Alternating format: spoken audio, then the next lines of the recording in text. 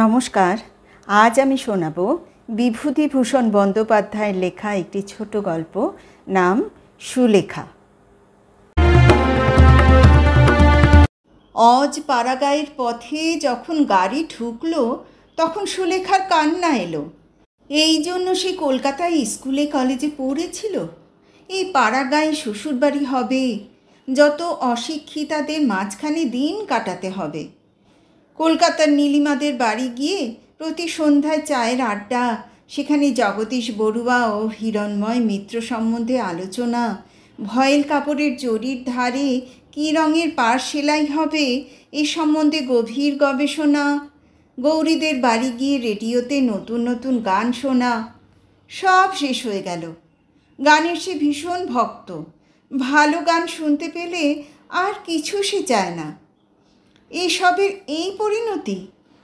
এই জন্যে কাকা তাকে স্কুলে দিয়েছিলেন, না দিলেও তো পারতেন। আরও অল্প বয়সে বিয়ে দিলেও চলতো, তার চোখ ফুটবার আগেই। কথাটা সে কাউকে বলতেও পারলে না, বলতে পারলে বোঝা নেমে যেত অনেক। স্বামীকে তার পছন্দ হয়েছিল। স্বামী শ্যামবর্ণ, অল্প বয়স, বিয়ে পাশও করেছেন। কিন্তু হলে কি হবে, তিনি বিদেশে চাকরি করেন। গল্প গুজব করবার জন্যে তাকে তো সবসময় পাওয়া যায় না। অশিক্ষিতাদের মধ্যে অজ পাড়া গায়ে একা একাই দিন কাটাতে হবে, মরে যাবে সে। নীলিমা কত দূরে পড়ে রইল, ও এবার আইএ পাশ করবে। সামনে কত আনন্দ ভরা মুক্ত জীবন, সে আটকে গেল ক্ষুদ্র জলাশয়ের জল ঝাঁঝির দামে। জীবনের গতি ওর বন্ধ হয়ে গেল। সন্ধ্যা হয়েছে। একটি জীর্ণ একতলা বাড়ির সামনে ওদের গাড়ি এসে পৌঁছলো। কতগুলো প্রাচীনা, কতগুলো পাড়াগেঁয়ে বউ, তাদের মুখে চোখে না আছে বুদ্ধির দীপ্তি, না আছে কিছু। তারাই এসে সুলেখার চারধারে ভিড় জমালে। কলকাতার বাসাতেই বউভাত হয়ে গিয়েছিল, কোনো আচার অনুষ্ঠান বাকি ছিল না। থাকলে আরও বিরক্তিকর হয়ে উঠত ব্যাপারটা।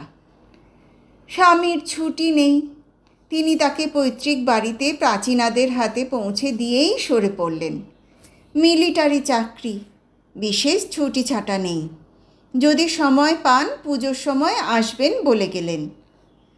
সমীর চলে গেলে সুলেখা কান্নায় ভেঙে পড়ল। একেবারে নিঃসঙ্গ হয়ে গেল সে। কিভাবে দিন কাটবে এখানে বুড়িদের মধ্যে, যারা বাইরের জগতের কোনো সংবাদ রাখে না, এমন তিন কাল গিয়ে এককালে ঠেকা দন্তহীন বুড়িদের মধ্যে। টাকা ছিল না কাকার, নতুবা শহরেই বিবাহ হতো। যাক সে কথা, ছেলে দেখে বিয়ে দেবা। ছেলে তো সত্যিই ভালো, স্বামীকে সে গড় পছন্দ করেনি। ভালো ছেলে, পাশ করা, স্বাস্থ্যবান। গ্রামের বাড়ি জীর্ণ বটে, কিন্তু বেশ বড়। অনেক নাকি জায়গা জমি আছে, প্রজাপত্তর আছে, আগান বাগান, পুকুর, বাঁশঝাড় আছে। বনেদি সেকেলে গৃহস্থ। তবে ওই যা কথা, সেই কেলে, একেবারে সেকেলে। শাশুড়ি সুলেখাকে দিয়েছেন একছড়া ভারী সেকেলে মুরকিমালা হার, দিয়ে বলেছিলেন, বৌমা, বড় পয়মন্ত জিনিসটা। আমার শাশুড়ি আমাকে এই হার দিয়ে আশীর্বাদ করেছিলেন, আমি তোমাকে দিলাম, তুমি আবার দিও তোমার ছেলের বউকে। জন্মই ও স্ত্রী হও মা। আমার মাথায় যত চুল আছে ততদিন সমীর বেঁচে থাকুক। সুলেখা শাশুড়ির পায়ের ধুলো নিয়ে প্রণাম করলে। হার ছড়াটা ভারী বটে, কিন্তু একালে ও হার কেউ পরে? গৌরী কি ভাববে, কলেজের অনুদি কি ভাববে, যদি ও আজ মুরকিমালা হার গলায় দিয়ে কলকাতায় গিয়ে হাজির হয়? দিন 5-6 কেটে গেল। সুলেখাকে ভোরে উঠে কাজকর্মে বড় যা নীরদাকে সাহায্য করতে হয়। অবশ্যই নতুন বউ বলে এখনও কাজের ভার তেমন ঘাড়ে চাপেনি, কিন্তু নীরদাকে দিয়ে সে বুঝতে পারে এই সংসারে পুরনো বউ হয়ে গেলে কী ধরনের খাটুনিটা আশা করা যায়। নীরদা উদয়াস্ত খাটে, টিন টিন ধান সেদ্ধ করে, বোঝা বোঝা খাড় কাচে, খই মুড়ি ভাজে, দুবেলা রান্না করে। এখন ওরা একবেলার ভার সুলেখার ওপর চাপিয়ে দিতে চেষ্টায় আছে বোধহয়। নিতান্ত চক্ষু লজ্জায় বলছে না। সুলেখা রাতে জানে না যে তা নয়, কিন্তু গেঁয়ো রান্না, চচ্চড়ি, শুক্তুনি, মোচার ঘণ্ট, ঝালের ঝোল, বড়ির টক এইসব সে রাঁধতে জানে না। তাছাড়া ভালোও লাগে না এসব তার। এভাবে জীবন নষ্ট করার কি মানে হয়? সুলেখা সুন্দরী মেয়ে, কলেজের থিয়েটারে গতবার মালিনীর পার্ট নিয়েছিল। সুশ্রী চেহারার জন্যে আর চমৎকার গানের গলার জন্যে যা মানিয়েছিল ওকে। গৌরীর মা টিস্যু শাড়ি পরিয়ে সোনার গহনা দিয়ে কপালে অলকা তিলকা এঁকে ওকে নিজের হাতে সাজিয়ে দিলেন। ইংরেজি অধ্যাপিকা তরুণী উষাদি গ্রিন রুমে এসে ওকে কিভাবে অভিনন্দিত করলেন! এসব কথা তো আর বছর রবীন্দ্র জন্মোৎসবের দিনের। আজ মনে হচ্ছে কত কাল সেসব দিন শেষ হয়ে গেল। এর চেয়ে তার নাইবা বিয়ে হতো। থাকতো সে উষাদির মতো, নলিনীদির মতো, মিস সেনের মতো, মিস বিধুবালা গাঙ্গুলির মতো অবিবাহিতা, হাতে ভ্যানিটি ব্যাগ ঝুলিয়ে খাটো ছাতা হাতে ট্রাম ধরতে ছুটতো বেলা 10:30টায়। যেখানে খুশি তুমি যাও, সিনেমা দেখো, নাচ গানের জলসা দেখো, ফার্স্ট ক্লাসে নিউ এম্পায়ারে, কি মজা! সকালবেলা ওর বড় যা এসে বললে, রাঙাবো, এক কাজ তোমাকে করতে হবে। সুলেখা বললে, কি দিদি? কলাইয়ের ডাল নষ্ট হয়ে যাচ্ছে, এগুলো ছাতে নিয়ে গিয়ে রোদে দাও, তারপর বেলা পড়লে ঝেড়ে তুলতে হবে, বুঝলে? বেশ, পারবে তো? করিনি কখনো, তবে চেষ্টা করি। সুলেখা ডাল ছাতে দিয়ে এসেছে। তারপর আর ডালের কথা ওর মনেই নেই। দুপুরে আহারের পরে একটু শোবা মাত্র ওর ঘুম এসেছে। বেলা 2টোর সময় কালো ভোমরার মতো মেঘ করে নেমেছে ঝমঝম বৃষ্টি। ও অঘরে ঘুমোচ্ছে তখন। ঘুম যখন ভেঙেছে তখনও সমানে বৃষ্টি হচ্ছে। শ্রাবণ মাসের বৃষ্টি খানা ডোবা ভর্তি করে ফেলেছে 2 ঘন্টার মধ্যে। সুলেখা উঠে চোখ মুছতে মুছতে জানলা দিয়ে দেখে অবাক হয়ে গেল। বৃষ্টির এমন রূপ সে শহরে দেখেনি কখনো। বকুল গাছের গুঁড়িটা কালো দেখাচ্ছে বৃষ্টির ধারায়। ছাতারে পাখিগুলো অঘোরে ভিজছে। এ যেন রবীন্দ্রনাথের সেই কবিতাটার কথা মনে এনে দেয়। এদের কোনো ব্যবস্থা নেই। এই সময় খেতে হয় গরম গরম চা। সে নতুন বউ, নিজে থেকে চা তৈরি করতে তো আর পারে না। কিন্তু কারো কি সেদিকে দৃষ্টি আছে, না কেউ কিছু বোঝে? ও মা গো, ওদের বাড়ির বুড়িটা কি করে ভিজছে এই জলে, নারকোল পাতা কুড়োতে! পাড়া গেঁদের কাণ্ডই আলাদা।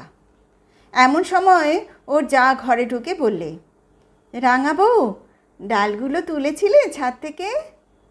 সর্বনাশ, সে কথা একদম মনে নেই সুলেখার। লজ্জায় তার সুন্দর মুখ লাল হয়ে উঠল।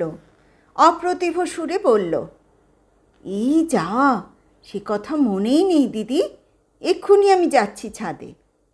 লজ্জায় সুলেখার মনে হচ্ছিল যে মাথা কুটে মরে। এইসব অশিক্ষিতার দল তাকে কীরকম আনারই না মনে করছে। তাকে স্মার্ট বলে সবাই জানতো কলেজে। সুলেখা ধর্মর করে উঠে ছুট দিল ছাদের দিকে। ওর যা সস্নেহে ওর দিকে চেয়ে বললেন, ছুটতে হবে না রাঙাবো, বসো বসো। বসবো কি দিদি, ডাল যে ভিজে নষ্ট হয়ে গেল। সে কি এখনো ছাদে আছে ভাই? তুমি ঘুমোচ্ছিলে যখন বৃষ্টি এলো, সে আমি তুলে আনলুম যে। কৃতজ্ঞতায় সুলেখার সুন্দর চোখের দৃষ্টি বিনত হয়ে এলো। সত্যি ভালো লোক বটে তার যা, মজা দেখবার মতো নয়। ও বললে, বাঁচলুম দিদি, ধন্যবাদ, তোমাকে অনেক ধন্যবাদ, তুমি আমাকে লজ্জার হাত থেকে বাঁচালে। সুলেখার যা মুখে কাপড় দিয়ে হেসে বললে, রাঙা বউয়ের থিয়েটারি ধরনের কথা শুনে হেসেই মরি। ও মা গো! ও একটা মস্ত বড় পরাজয়ের দিন বলে সুলেখা মেনে নিলে। ডাল কখনো তোলেনি সে, অত শত তার মনে থাকে না পাড়া গাঁয়ের লোকের মতো। সেদিন সন্ধ্যাবেলা ও পাড়ার কামিনী এসে বললে, কে হচ্ছে গো বৌদিদি? চুল বাঁধছি, এসো ঠাকুরছি, চুলের দড়িটা ধরো তো। গান করবে? সন্ধেবেলা গান করলে শাশুড়ি আমায় ভালো চোখে দেখবেন? একেই তো আনাড়ি হয়ে আছি বাড়ির মধ্যে। সে হবে না ভাই, তবুও তুমি আজ প্রথম বললে গানের কথা। কেউ বলেনি বুঝি তোমায় বৌদিদি? কে আর বলছে। এই সময় সন্ধ্যার অন্ধকার নেমে এলো ঘন হয়ে। কামিনী চলে যাবার জন্যে বাইরে এসে দাঁড়ালো। বললে, চলি আজ বৌদিদি, আর একদিন আসবো। এক পশলা বৃষ্টি হয়ে গিয়েছে সেদিন বিকেলে। সুলেখার ঘরের জানলার ঠিক বাইরে নেবু গাছে নেবু ফুল ফুটেছে।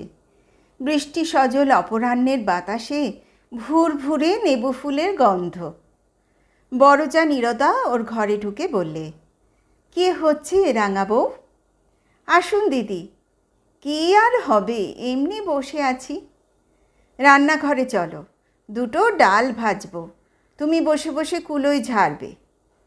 আচ্ছা দিদি, সব সময় এসব কাজ তোমাদের ভালো লাগে? একটু অন্য রকমের কাজ, একটু ভালো কাজ। নীরদা হেসে বললে, সময় নেই ভাই, দেখছো তো সংসারের কাজ নিয়ে ব্যতিব্যস্ত। ওরই মধ্যে সময় করে নিতে হয়। বিরক্তিতে সুলেখার মন ভরে উঠল। কী সব অশিক্ষিতদের মধ্যে সে এসে পড়েছে। এরা শুধু জানে ডাল ভাজতে আর ভাত রাখতে, শুধু খাওয়া আর খাওয়া। নীরদা বললে, তুমি তো রাঙা বউ নতুন এসেছ, এখন প্রথম প্রথম তোমার খারাপ লাগবে, এরপর এই আবার ভালো লাগবে, তখন অন্য কিছুতে মন যাবে না। সুলেখা মনে মনে বললে, সেদিন আমার জীবনে যেন না আসে। চক্ষু লজ্জার খাতিরে ওকে গিয়ে ডাল ঝাড়তে বসতে হলো রান্নাঘরে। 2 ঘন্টা সেই কি খাটুনি। নীরদা ডাল ভেজে দিচ্ছে আর ও আনাড়ি হাতে কুলোতে ঝাড়ছে। অনেক রাত্রে ঘুম চোখে সুলেখা এসে যখন বিছানায় শুয়ে পড়ল, তখন তার মন অবসাদে ও ক্লান্তিতে ভেঙে পড়েছে। কি কর্মফলে যে এমন সংসারে সে এলো। অনেক রাত্রে ঘুম ভেঙে যাওয়াতে সুলেখা সেদিন শুনতে পেল কে যেন গান গাইছে। সুলেখা উৎকর্ণ হয়ে শোনবার চেষ্টা করলে। গুনগুন করে কি গান ভাজছে, নিপুণ কণ্ঠের আলাপ। ও ভাবল, বাহ, জয় জয়ন্তীর আগে এমন সুন্দর আলাপ কে করছে? সুলেখা নিজে গায়িকা, সে বুঝল যে এই গুনগুন সুরে আলাপ করছে যে সে নিপুণ গায়িকা। সুলেখা অমন আলাপ করতে পারলে নিজেকে ওস্তাদ মনে করত। কিন্তু এ কি সম্ভব? এখানে কে গান গাইবে এমন? সুলেখা আরও শোনবার জন্যে বাইরে এসে দাঁড়ালো। সেই সময় গানও হঠাৎ বন্ধ হয়ে গেল। যে গাইছিল সে অন্যমনস্কভাবেই এক টুকরো গান অল্প সময়ের জন্যে গাইছিল, ঠিক গান গাইবার জন্যে নয়। সুলেখা ঘুম ও বিস্ময়জড়িত চোখে এসে শুয়ে পড়ল। সকালে উঠে এ ঘটনার কথা ওর মনে ছিল না, কিন্তু একটু বেলা বাড়লেই মনে হলো রাত্রের সেই অস্পষ্ট জয়জয়ন্তী সুরের কথা। তক্ষুনি সে মন থেকে ঝেড়ে ফেলে দিলে সমস্ত ঘটনাটা। স্বপ্নের ব্যাপার হয়তো সমস্তটা। গ্রামের ওপাড়ায় সুলেখা কখনো যায়নি। এবার একদিন ও পাড়া থেকে কয়েকটি মেয়ে ওকে নিমন্ত্রণ করে নিয়ে গেল। তারা সকলেই এক বাক্যে সুলেখার রূপের প্রশংসা করল, চা খেতে বসে রান্নাবান্নার গল্প করল। এরা চোখ থাকতে অন্ধ নাকি? এমন যে সুন্দর লাইলাক রঙের জরিপার শাড়ি পরে আছে সুলেখা, তার দিকে কারো চোখও গেল না, কেউ বললও না সে কথা। সুলেখা ওদের কাছে বিখ্যাত ছবি মায়ামুকুরের গল্পটা করেছে। ওর সব গানগুলি সে গাইতে পারে এ কথাও জানিয়ে দিয়েছে। অথচ গান গাইতে বললেও না তাকে কেউ। হিরণময় মিত্রের গান সবগুলো কি সুন্দর! কে জানে না হিরণময় মিত্রকে, তার সুকণ্ঠকে? সুলেখার ইচ্ছে হলো এই মূঢ় অশিক্ষিতা মেয়েগুলোর সামনে একবার হারমোনিয়ামটা টেনে নিয়ে চাঁদের দেশের রাজকুমারীর কিংবা এবার ফাল্গুন এলে এসো এসোর অপূর্ব সুরপুঞ্জে ঘর ভরিয়ে দেয়। কারণ যে বাড়িতে ওকে নিয়ে গিয়েছিল একটা ভাঙা হারমোনিয়াম ছিল সে বাড়িতে। একটি 11-12 বছরের ছোট মেয়ে বেসুরো একটা সেকেলে শ্যামাসঙ্গীতও গেয়েছিল, বোধহয় তাকেই বিশেষ করে শোনাবার জন্যেই। এই গ্রামে কেউ বোধহয় খবর রাখে না যে সে একজন গায়িকা। বাড়ি ফিরে দেখলে ওর যা তালের বড়া ভাজবে বলে তালের রস বার করছে। ওকে দেখে বললে, রাঙাবো, কোথায় নিয়ে গিয়েছিল তোমাকে? মেয়ের দল বললে, তুমি তো আর যাবে না বড় বৌদি, তুমি গেলেও বেশি আজ খুব ভালো হতো, আমাদের সে ভাগ্যে কি আর আছে? নীরদা বললে, বস সবাই, তালের ফুলুরি খাবি। রাঙাবো, তুমি তালের গোলাটা করো, আমি কড়াই তেল চড়িয়ে দিই। এক ধামা বড়া ভেজে যখন ওরা উঠল তখন রাত 9টা। মেয়ের দল ইতিমধ্যে 2-10টা বড়া খেয়ে চলে গিয়েছে। সুলেখার এসব কাজ অভ্যেস নেই। ঠায় বসে থাকা রান্নাঘরের গরমে কতক্ষণ পোষায়? এরা শুধু জানে ভোজনের তরিবধ করতে, সকাল থেকে রাত 12টা পর্যন্ত। মনে পড়ল ওদের কলেজের এক অধ্যাপক বলেছিলেন, বাঙালির ঘরে রান্নার বন্দোবস্ত যে ধরনের, তাতে খাটুনি এবং আয়োজন যত বেশি, খাদ্যবস্তুর পুষ্টিকারক গুণ তত নেই। জিভে ভালো লাগানোর দিকে যত লক্ষ্য, খাদ্যের গুণাগুণের দিকে তত লক্ষ্য থাকলে আজ বাঙালির স্বাস্থ্য কি এত খারাপ হতো? বসে বসে শুধু নির্বোধের মতো এক রাশ তালের বড়া ভাজা। ওর বড় যা বললে, রাঙাবো, আমার ঘর থেকে গামছাখানা নিয়ে এসো না ভাই, গা ধুয়ে নি কুয়োতলা থেকে, বড্ড গরম লাগছে বড়া ভেজে। সুলেখা বললে, আলো আছে তোমার ঘরে? নেই, হারিকেনটা নিয়ে যাও। বড় যার ঘরে ঢুকে গামছা খুঁজতে গিয়ে সুলেখার চোখে পড়ল একটা জিনিস। ঘরের ছোট্ট টেবিলটার উপরে একখানা খাম পড়ে আছে, অল ইন্ডিয়া রেডিও ছাপা আছে তার উপরে। খামটাতে নাম আছে নীরজা সুন্দরী মিত্র, রায়গ্রাম, পোস্ট বাহিরগাছি, জেলা নদিয়া। তাড়াতাড়ি সে খামখানা খুলে ফেলল। 17ই আগস্ট তারিখে নীরজা সুন্দরী মিত্রের গান আছে রেডিওতে, তারই চিঠি ও কন্ট্রাক্ট ফর্ম। উল্টে পাল্টে দেখলে সুলেখা, কোনো ভুল নেই কোথাও, নির্ঘাত রেডিও কন্ট্রাক্টের চিঠি। কিন্তু কার নামে? নীরজা সুন্দরী মিত্র কে? একটা অস্পষ্ট সন্দেহ ওর মনে জাগল। তাই যদি হয়? তখনই সে রান্নাঘরে ছুটে এসে চিঠিখানা দেখিয়ে বললে, এ কার চিঠি দিদি? নীরজা সুন্দরী কে? ওর যা তাচ্ছিল্যের হাসি হেসে বললে, ধুর, ও আবার তুমি দেখতে গিয়েছ? আমারই নাম নীরজা থেকে পাড়াগাঁয়ে সবাই বলে নীরদা। কিন্তু মিত্র কেন? ঘোষ হবে তো। বিয়ের আগের নামটাই চলে আসছে রেডিও আপিসে, ওরা আর বদলায়নি। ও কিছু নয় ভাই, রেখে দে। ঠাকুরপোকে বারণ করে দিয়েছিলাম নতুন বউকে এ কথা বলো না, আমার লজ্জা করে।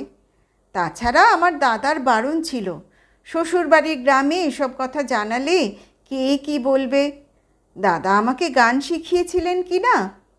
হিরণময় মিত্র নাম শুনেছ বোধ হয়? বিখ্যাত গায়ক হিরণময় মিত্রের ছোট বোন ও শিষ্যা সুগায়িকা নীরজা সুন্দরী মিত্র তার সামনে বসে তালের বড়া ভাজছে। সুলেখা শ্রদ্ধায় ও স্নেহে নিজের আঁচল দিয়ে বড়জার মুখ মুছে দিতে দিতে বললে, একদিন দিদি জয় জয়ন্তী ভাজছিলেন তাহলে আপনি অনেক রাতে? ঘুমের ঘুরে শুনে সেদিন পায়ের ধুলো দিন, তখন আমি ধারণাই করতে পারিনি। এতদিন বলা উচিত ছিল আমাকে, আমি কি করে জানবো?